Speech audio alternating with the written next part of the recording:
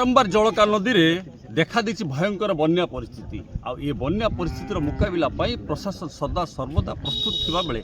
किछि ना किछि अवहेला रहुछि जो अवहेला ये अंचल बर्तमान जलमग्न रही आम प्रकाश करने चाहूँ पाखापाखि एक मासर ऊर्ध्व समय धरी बालेश्वर जिला पूरा संपूर्ण जलमग्न रही सबू नदीर जलपतन धीरे धीरे बढ़ी बढ़ी चली केतबेले बुढ़ाबलंक तो केतबेले सुवर्णरेखा तो केतबेले जलका आ जलका नदी में बारंबार बन्या ये जो ऊपर मुंडे वर्षा प्रबल वर्षा कारण जलका नदी में जो प्रकार बन्या परिस्थिति सृष्टि होउछि बा आहुरी आगु बढ़िवार जो संभावना सृष्टि होइछि तार प्रतिकार करने को बर्तमान सुधा प्रशासन आगभर हवा देखा जाऊ ना आम प्रकाश करने चाहूँ जलका नदी होउछि एभली एक नदी जो नदी में सामान्य वर्षा ऊपर मुंडे हेले तली अंचल एकर एकर जमी बर्तमान जलमग्न रही पानी निष्कासन सुविधा नहीं जहाँ फल ये अंचल शताधिक हजार हजार हेक्टर बर्तमान जलमग्न रही चाष संपूर्ण नष्ट होची ये नष्ट होची आम पहुँचीचु बर्तमान ये बस्तार अच्छु बस्तार जलका नदीर ये अववाहिकार अच्छु जो अंचल आपण मानक सीधा सड़क देखा चाहिए जो अंचल बर्तमान संपूर्ण भाव में जलबंदी अच्छी माने हजार हजार हेक्टर बर्तमान चाष संपूर्ण भाव में नष्ट होती बर्तमान सुधा सरकार तरफ कौन प्रतिकार व्यवस्था नहीं केवल लोक मान जो सुखिला खाद्यर व्यवस्था रंधन खाद्यर व्यवस्था कराई सहित चाषी बर्तमान सुधा कौन प्रकार निर्दिष्ट किसी घोषणानामा बर्तमान सुधा सरकार करना आम सहित अच्छा ये अंचल किसी बुद्धिजीवी अच्छा जो मैंने यार स्थायी समाधान करने को स्थायी प्रतिकार करने को बारंबार प्रशासन निकट दाबी उपस्थापन कर आम सहित अच्छा भाई कौन कहे भाई ये जो बन्यांचल कौन स्थायी प्रतिकार करने देखो मोर एठिकार जन्म माटी जन्म नहीं 57 वर्ष बयस पदार्पण कर सारे या भितर एभली बन्या मुझे देखी ना ये गोटे निरा बन्या यार रंग अलग यार प्रलय अलग यार ढंग अलग ये आज सका सुखिला अच्छे संध्या को बन्या आसी जाऊँगी काली गछ रुई जाऊँच पर दिन को 3 दिन को आसिक डुबे दौचे आपड़ चाषर अवस्था देखिले आपण को लगे ये बोधे द्वितीय विश्वयुद्ध भाया कमाण ये पड़ी बन्या नुहे कमाण पड़ी जमी भूमि टांगरा हो सेमती हजार हजार लक्ष लक्ष हेक्टर जमी टांगरा हो निश्चित भाव में प्रभावित होती अंचल आंचलिक चाषी मूल मजूरा समस्ते प्रभावित होती मलिया बिछण आउ भंगा खट आउ ठिंडा तकिया मुंड जाकि कई कई कांदिया अन्य किसी व्यवस्था ना मु 10-15 गाँव के बुलिकी मुझे मुझे कथा जानवर अर्थ मुझे 10 गाँव बुलिकी मुझे रिलीज निज तरफ मुझे देखिकी आसी आप देखु ये बन्या अंचल को आसिले आपण मैंने भी आसतु प्रशासन आसू से कवि संत कवि भीम भूई कथा मन पड़ प्राणी आरत प्राणी आरत दुख अप्रमित देखु देखु कबा सब मो जीवन पछे नरते पड़ी था जगत उद्धार हो मु नुहे ये जी आसो से कवि कथाटी निश्चित भाव में मन पड़ तेणु मु सरकार को अनुरोध करुच्ची निश्चित भाव में वर्ष को गोटे पंचायत बचाई जब स्थायी बंध सृष्टि कराए एका थरके जब पैसा न उठुची ना गोटे गोटे पंचायत को बचाई जब स्थायी बंध एवं माने ठीक सठिक ड्रेनेज करा जाए एवं लोक मान को सतर्क करा जाए ताहले निश्चित भाव में बन्यार समाधान हम ये ना ये प्रलय को आपण मैंने निश्चित भाव में समस्या को समाधान सम्मुखीन होगा हेले से भाया सठिक भाव में गोटे स्थायी तार आशु समाधान करने को पड़ो तेज जहाँ शुणुवे आप सीधा सड़क कथा ये हूँ स्थायी प्रतिकार हूँ केवल हूँ पा निष्कासन सुव्यवस्था करवा सरकार प्रति वर्ष शह शह बन्यार सामना किंतु नदीबंध सब जगह दुर्बल होकर रही कौटी घाई सृष्टि होती ये समस्या समाधान करने को केवल विकल्प रास्ता हूँ पा निष्कासन व्यवस्था आम भाई आउ जन भाई अच्छे भाई कौन कहे ये भाई बन्यार प्रतिकार करने को कौन करें देखु आपण मैंने समस्ते जानते जितेबाला आम पड़ोशी जिला मयूरभंज में वर्षा हुए आपण बारमाइल कहतु चित्रोड़ा कहतु मोरडा कहतु बा राजगोविंदपुर कहतु सीधा सड़क पानी आसी माड़ हुए जो जलका नदीर बस्ता अंचल हजार हजार चाष जमी नष्ट हो जाऊँगी एथिपाई जलका संस्कार अनिवार्य जलका नदीर दुई पट जो बंध ताकू आउ टे उच्च करके सुदृढ़ करा जाऊ पक्का बा पत्थर पेचिंग हो बालीबुरा या समाधान नुहे एवं नदीर दुई पार्श्व जो माटीटा क्षय होती व्यापक वृक्षरोपण आवश्यकता रही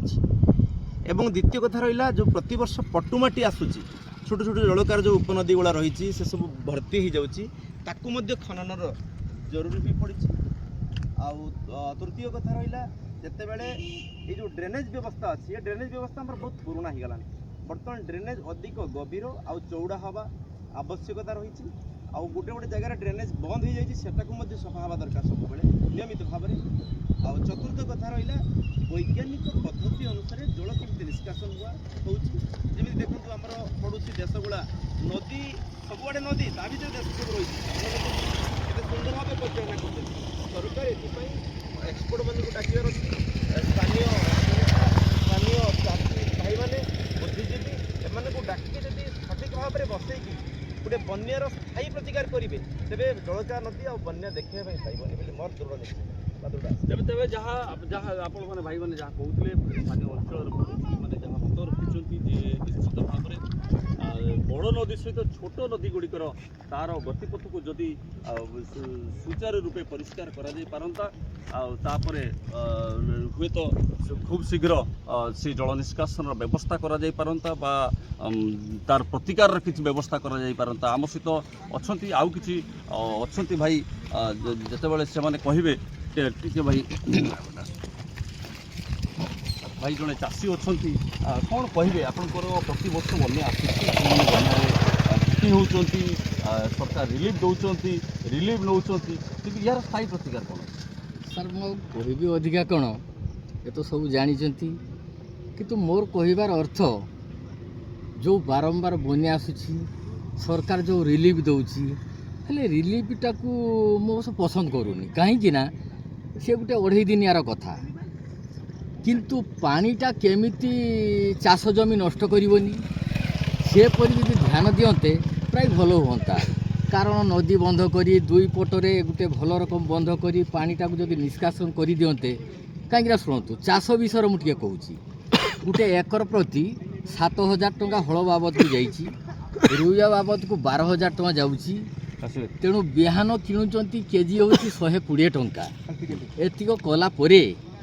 ଚାଷୀ ବର୍ତ୍ତମାନ ହତାଶ ହେଇଯାଇଛନ୍ତି। ତେଣୁ ମୋର କହିବାର ଅର୍ଥ ଆଜ୍ଞା ଯେ ରିଲିଫ୍ ବିଷୟରେ ମୁଁ ଟିକେ ପସନ୍ଦ ନୁହଁ। କାହିଁକି ନା ଯେଉଁ ରିଲିଫ୍ ଦେଉଛନ୍ତି ସେ ରିଲିଫ୍ର ଲୋକ ଉପକୃତ ନୁହନ୍ତି। କାରଣ କିଏ କ'ଣ କେଟା ଭାବୁଥିବ ମୁଁ ତ କହିପାରୁନି, କିନ୍ତୁ ମୋ ପାଇଁ ସେଇଟା ଠିକ୍ ନୁହଁ। ରିଲିଫ୍ ବାବଦରେ ଯଦି ପାଣି ନିଷ୍କାସନର ବ୍ୟବସ୍ଥା କରାଯାଆନ୍ତା, ଦାବି ହେଉଛି ପାଣି ନିଷ୍କାସନର ବ୍ୟବସ୍ଥା। ସାର୍ ଯାହା ବି ଭାଇ ବି କହୁଥିଲେ, ଜଣେ ଚାଷୀ ମଧ୍ୟ ସେଇ ଜିନିଷ କହୁଛନ୍ତି, ଏହାର ସ୍ଥାୟୀ ପ୍ରତିକାର କେବଳ ହେଉଛି ପାଣି ନିଷ୍କାସନର ବ୍ୟବସ୍ଥା, ନଦୀବନ୍ଧକୁ ସୁଦୃଢ଼ କରିବା ଏବଂ ଇଏ ପାଣି ନିଷ୍କାସନ ଛୋଟ ଛୋଟ ଯେଉଁ ଶାଖା ନଦୀ ଗୁଡ଼ିକ ଅଛି ତାକୁ ଖନନ କରିବା ଏବଂ ତାର ବନ୍ଧକୁ ସୁରକ୍ଷିତ କରିବାକୁ ଭାଇମାନେ କହୁଛନ୍ତି। ଆମ ସହିତ ଆଉ ଜଣେ ଭାଇ ଅଛନ୍ତି, କ'ଣ କହିବେ ଯେ ଆପଣମାନେ ଆପଣମାନେ ବାରମ୍ବାର ହେଉଛି ବନ୍ୟା ଆସୁଛି, ଏଇଟା ତ 7 ଥର ବନ୍ୟା ହେଇଗଲା। ଆଜି ଛାଡ଼ିଗଲା ବନ୍ୟା, ପୁଣି 2 ଦିନ ପରେ ପୁଣି ବନ୍ୟା ଆସିଯାଉଛି। ସେପଟରୁ ଏଇ ଯେ 2 ଦିନ ହେଲା ମାନେ ବନ୍ୟା ନାହିଁ, କାଲି ଆମର ପରଦିନ ଫାଙ୍କା ମାନେ ବନ୍ୟା ଛାଡ଼ିଲା, କାଲି ପୁଣି ବନ୍ୟା ଆସିକି ଆଜି ପର୍ଯ୍ୟନ୍ତ ଏ ପର୍ଯ୍ୟନ୍ତ ଅଛି। ସେପଟେ ସୁବର୍ଣ୍ଣରେଖା ମାଡ଼ୁଛି, ଏପଟେ ହେଉଛି ଜଳକା ମାଡ଼ୁଛି, ପାଣି ନିଷ୍କାସନ ଠିକ୍ରେ ହେଇପାରୁନି। ଆପଣ ଗୋଟେ ଭଲ ନଜର କରିଥିବେ, ବସ୍ତା ବଜାରରୁ ଯେଉଁ ଗାନ୍ଧୀ ଆମର ଜଗନ୍ନାଥ ସଡ଼କକୁ ଲାଗିଛି ଯେଉଁ ରାସ୍ତାଟା, ସେଠି ଯେଉଁ ପୁଲଟା ହେଲା, ସେ ପୁଲଟା ଆଜ୍ଞା ସେଟା ଯଦି 5ଟା ମୁହଁ ଯେଉଁ ଚଟାଣ ଥିଲା, ଚଟାଣକୁ ବନ୍ଦ କରିଦେଲେ, ଚଟାଣର ବି ବହୁତ ପାଣି ଆମର ନିଷ୍କାସନ ହେଇଗଲା। ସେ ଚଟାଣଟାକୁ ବଢ଼େଇକି ଯଦି ଆଉ 5ଟା ମୁହଁ କରିଦେଇଥାନ୍ତେ, ତାହେଲେ ପାଣି ସେଠି ବେଶୀ ଯାଆନ୍ତା। ଏଠି ଆଗରେ ଦେଖନ୍ତୁ ଗାନ୍ଧୀ ଛକରୁ ଗଲାବେଳେ ବସ୍ତା ଛକକୁ ସେଇ ଯେଉଁ ପୁଲଟା ହେଇଛି, ସେଠି ଗୋଟେ ପୁଲ ଥିଲା, ଛୋଟ ପୁଲ, ତାକୁ ବନ୍ଦ କରିଦେଲେ। ତାପରେ ଯେଉଁ ପୁଲ ତାକୁ 2ଟା ମୁହଁ କରିଛନ୍ତି। ତେଣୁ ପାଣି ନିଷ୍କାସନଟା ପ୍ରଥମ କଥା। ପାଣି ନିଷ୍କାସନ ନ କଲେ ଆମର ଯେଉଁ ଚାଷ ଜମି ଗୁଡ଼ା ସବୁ ଏଇଭଳିଆ ଉଜୁଡ଼ିଯିବ। ତେବେ ଆଉ ଗୋଟେ କଥା କହିବା ଯେ ଚଳିତ ଏଟା 7ମ ବନ୍ୟା ହେଲା, 7ମ ବନ୍ୟାରେ ସରକାର କେତେ ରିଲିଫ୍ ଯୋଗାଇଛନ୍ତି? ଆପଣଙ୍କ ରିଲିଫ୍ ଆଜ୍ଞା ମୋ ନଜରରେ ବର୍ତ୍ତମାନ ସୁଦ୍ଧା ପାଇନାହାନ୍ତି। ଆମେ ଦିନେ ବିଡ଼ିଓଙ୍କୁ ପଚାରିଥିଲୁ, ସେ କହିଲେ ଯେ କେବଳ ଗୁଣ୍ଡିସାହି ଦିଆହେଇଛି, ରଣାମୁରଳି, ମଧୁମଟା ଦିଆହେଇଛି। ସେଟା ଆମେ କ୍ୱେଶ୍ଚନ୍ କରିଥିଲୁ ଯେ ଆପଣ ଯେ ବାଉଁଶମୁଖା, ଦେଉଳପଡ଼ା, ଗୁଣ୍ଡିସାହି, ବାଉଁଶଦିଆ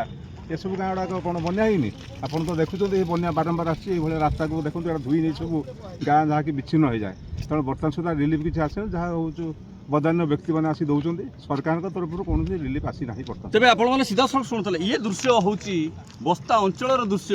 ଯେଉଁ ଅଞ୍ଚଳରେ ବର୍ତ୍ତମାନ 7ମ ଥର ଜଳକା ନଦୀର ବନ୍ୟା ଆସିଲା ପରେ ମଧ୍ୟ ପ୍ରଶାସନ ବର୍ତ୍ତମାନ ସୁଦ୍ଧା ରିଲିଫ୍ ସାମଗ୍ରୀ ସବୁ ଜାଗାରେ ପହଞ୍ଚିବାରେ ବିଫଳ ହୋଇଛି। ବାରମ୍ବାର ଆକ୍ରମଣ କରୁଛନ୍ତି, ସାଂସଦ ବୁଲୁଛନ୍ତି, ମନ୍ତ୍ରୀ ବୁଲୁଛନ୍ତି, ସ୍ଥାନୀୟ ନେତୃତ୍ୱ ମଣ୍ଡଳୀ ବୁଲୁଛନ୍ତି, ହେଲେ ପ୍ରତିକାରର ବ୍ୟବସ୍ଥା ବର୍ତ୍ତମାନ ଜିରୋରେ ରହିଛି। ଇଏ ହେଉଛି ବସ୍ତା ଅଞ୍ଚଳର ଦୃଶ୍ୟ, ଇଏ ହେଉଛି ଜଳକା ନଦୀର ଦୃଶ୍ୟ। ଏ ଜଳକା ନଦୀର ବନ୍ୟା ଯେତେବେଳେ 7ମ ଥର ବନ୍ୟା ଆସିଲାଣି, ବର୍ତ୍ତମାନ ସୁଦ୍ଧା ପ୍ରଶାସନ ଠିକ୍ ଜାଗାରେ ପହଞ୍ଚି ପାରିନି। ବାରମ୍ବାର ପ୍ରଶାସନ ନିକଟରେ ଗୁହାରି କରୁଛନ୍ତି जे हुए तो किसी लोक जो माने जलमग्न अछंती सेमानक पाखरे पहुँची पारुनी अनेक जगह सुखिला जगह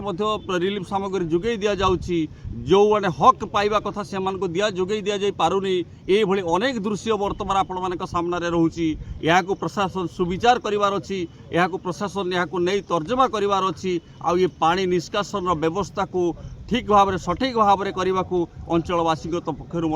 नवेदन होउची दाबी होउची तेबे प्रशासन केते मात्रा रे याको नै आगु को आगुची बा यार केते तर्जमा करूची ता देखिबा को बाकी रहिला। बालेश्वर जिला बस्तरु दिनू प्रधान एमबीसी टीवी।